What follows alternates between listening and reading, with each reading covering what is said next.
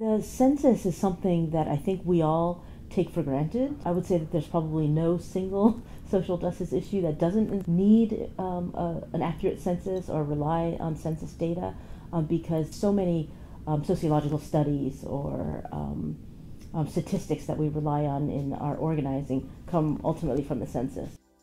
On every issue that I've worked on, I think it's been really important to have the right numbers to talk about impact on one's community. My name is Eileen Ma, and I am an attorney, a civil rights attorney. I most recently was working with Asian Americans Advancing Justice. My previous employment had been at another organization doing voting rights work, particularly on felony disenfranchisement. And then an opportunity came to work at Asian Americans Advancing Justice here in LA, and so I really jumped at that opportunity and was excited to be a part of this national voting rights project.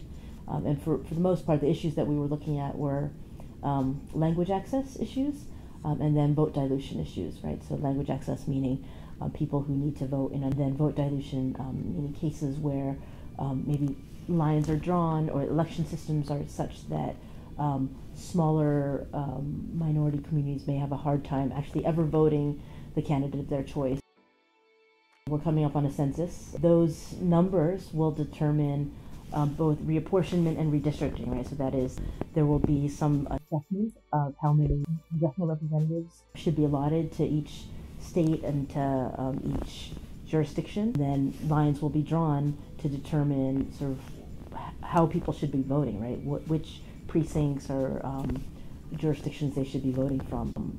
If our communities aren't counted, certainly that means that we'll have less potential representation at the ballot box, right? Because first you have to be counted, then you have to be put in a district, and then you actually have to vote in order to get your policy or whatever elected leader you want to get in office.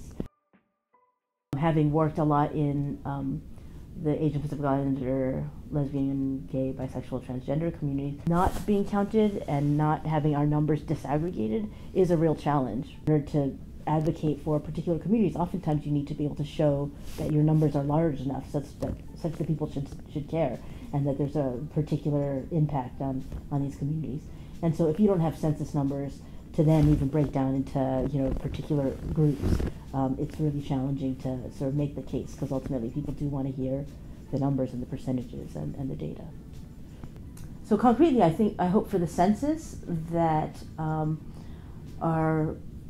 whatever infrastructure we have for community organizing and outreach, I hope that we are well mobilized to ensure really robust participation in the census, because I think we've talked about how important it is just to be counted, so that not only are we represented properly in upcoming elections, but also that we're represented in terms of funding, when you look at how federal funding comes down the pike. And so I do hope that whatever fears or resistance there might be about the census, that we're able as a community to do enough mobilization to ensure full participation across the board.